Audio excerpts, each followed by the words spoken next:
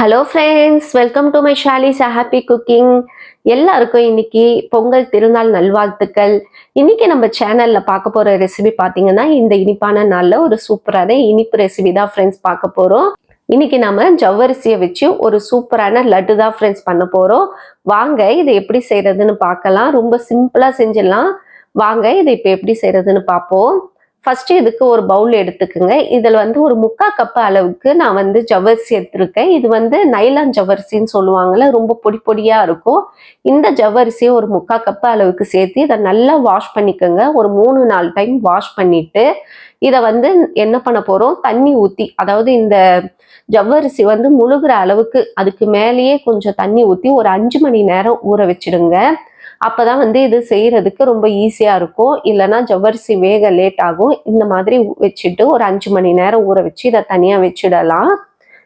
5 மணி நேரத்துக்கு அப்புறமா இந்த மாதிரி ஒரு வடிகட்டி எடுத்துக்குங்க. அதுல வந்து இதை ஊத்திட்டு ஒரு 1/4 ஹவர் அப்படியே விட்டுருங்க. அதுல இருக்க தண்ணி எல்லாம் வடிஞ்சு வரட்டும்.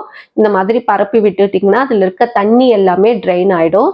இப்போ இந்த நேரத்துல ஒரு பேன் எடுத்துக்குங்க. இதுல வந்து ஒரு 2 டேபிள் ஸ்பூன் அளவுக்கு எள்ளு வந்து ஆட் பண்ணியிருக்கோம், வெள்ளை எள்ளு. இதை சேர்த்து ஒரு ட்ரை ரோஸ்ட் பண்ணிட்டு தனியா எடுத்து வச்சுக்கலாம். இது வந்து ஆப்ஷனல் தான், உங்களுக்கு வேண்டானாலும் இந்த இதை ஸ்கிப் பண்ணிக்கலாம் நீங்க. இப்போ அதே பேன்ல ஒரு 1/2 டேபிள் ஸ்பூன் அளவுக்கு நெய் சேர்த்துக்குங்க.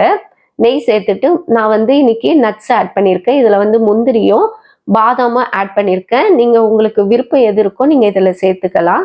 நட்ஸ் சேர்த்து நல்லா ஃப்ரை பண்ணிக்கோங்க. அது கலர் சேஞ்ச் ஆகி கோல்டன் ப்ரௌன் கலர் வர வரைக்கும் இதை நல்லா வறுத்துட்டு அப்படியே தனியா எடுத்து வச்சிருங்க. இப்போ அதே கடாயிலே என்ன பண்ணுங்க, ஒரு டேபிள் ஸ்பூன் அளவுக்கு நெய் சேர்த்துக்கிட்டு நம்ம வந்து தண்ணி இல்லாம வடிச்சு வச்சிருக்க ஜவ்வரிசியை இதுல ஆட் பண்ணிக்கோங்க. ஆட் பண்ணிட்டு இதை நல்லா மிக்ஸ் பண்ணி விடணும். மீடியம் ஃப்ளேம்ல அதுல இருக்க தண்ணி ஈரப்பதம் எல்லாமே போற அளவுக்கு நல்லா மிக்ஸ் பண்ணிக்கிட்டே இருங்க. கண்டினியூவா மிக்ஸ் பண்ணணும். விட்டிங்கன்னா ஜவ்வரிசி வந்து அடி பிடிச்சிக்கும். நல்லா கீழே கடாயில வந்து கொஞ்சம் லைட்டா இது பண்ணி சுரண்டி சுரண்டி நீங்க வந்து மிக்ஸ் பண்ணிக்கிட்டே இருங்க. இப்போ இதுல இருக்க தண்ணி எல்லாம் ரெடியூஸ் ஆகி நல்லா ட்ரை ஆன பிறகு இதுல வந்து ஒரு 3/4 கப் அளவுக்கு சர்க்கரை பொடியை வந்து நான் ஆட் பண்ணியிருக்கேன். சர்க்கரையை வந்து பொடி பண்ணிட்டு ஆட் பண்ணியிருக்கேன்.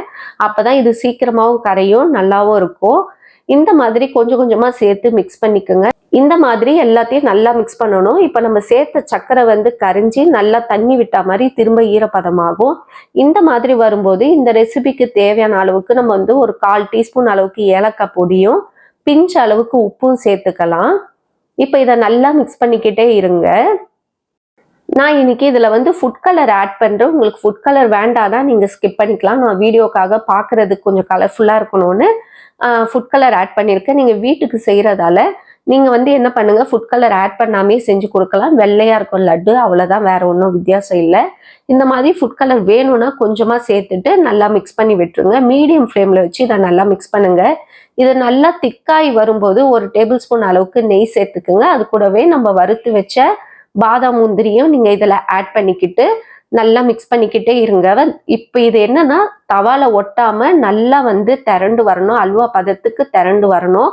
பாருங்க, இந்த மாதிரி திரண்டு வரணும். அதுல இருக்க சர்க்கரை எல்லாமே கெட்டிமாயி இந்த மாதிரி வரணும். இந்த மாதிரி நல்லா ஸ்டிக்கியா வந்த பிறகு என்ன பண்ணுங்க, ஃப்ளேம் ஆஃப் பண்ணிட்டு ஒரு 2 நிமிஷத்துக்கு அப்படியே மிக்ஸ் பண்ணிக்கிட்டே இருங்க. இந்த நேரத்தில் பார்த்தீங்கன்னா ஜவ்வரிசி நல்லா வெந்துட்டு இருக்கும். ஏன்னா வந்து நம்ம ஆல்ரெடி ஊற வச்சு தான் நம்ம பண்ணியிருக்கோம். அதனால ஜவ்வரிசி நல்லா வெந்துட்டு இருக்கும். அவ்வளோதான். இப்போ வந்து இதை ஒரு கையில் வந்து இந்த மாதிரி ஒரு கவர் கிளாஸ் போட்டுன்னு பண்ணுங்க. கவர் கிளவுஸ் போட்டுக்கிட்டு, ஏன்னா வந்து கையில் ஒட்டாமல் உங்களுக்கு உருண்டை பிடிக்க ஈஸியாக இருக்கும். இது மிதமான சூடு இருக்கும் போதே என்ன பண்ணுங்க, சின்ன சின்ன உருண்டையா லட்டு உங்களுக்கு என்ன ஷேப்ல வேணுமோ அந்த சைஸுக்கு ஏற்ற மாதிரி உருண்டை பிடிச்சிட்டு சர்வ் பண்ண வேண்டியதான். இந்த மாதிரி எல்லா லட்டுமே நீங்க வந்து அரேஞ்ச் பண்ணிட்டு அதுக்கு மேல நம்ம ஆல்ரெடி வறுத்து வச்சிருக்கோம்ல எள்ளு பொடி, அதையும் தூவிட்டு அதுக்கு மேல கொஞ்சமா நட்ஸ் வச்சுட்டு நீங்க வந்து சர்வ் பண்ணலாம்.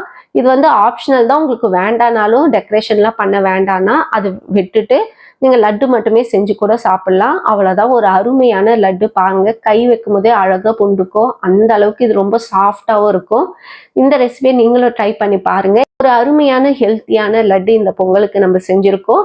இந்த லட்டோடவே நீங்களும் உங்க பொங்கல் வீட்டுல கொண்டாடுங்க. இந்த வீடியோ உங்களுக்கு பிடிச்சிருந்ததுன்னா மறக்காம லைக் பண்ணுங்க, ஷேர் பண்ணுங்க, சப்ஸ்கிரைப் பண்ணுங்க ஃப்ரெண்ட்ஸ். இன்னொரு வீடியோல உங்களை சந்திக்கிறேன். பாய் பாய் ஃப்ரெண்ட்ஸ்.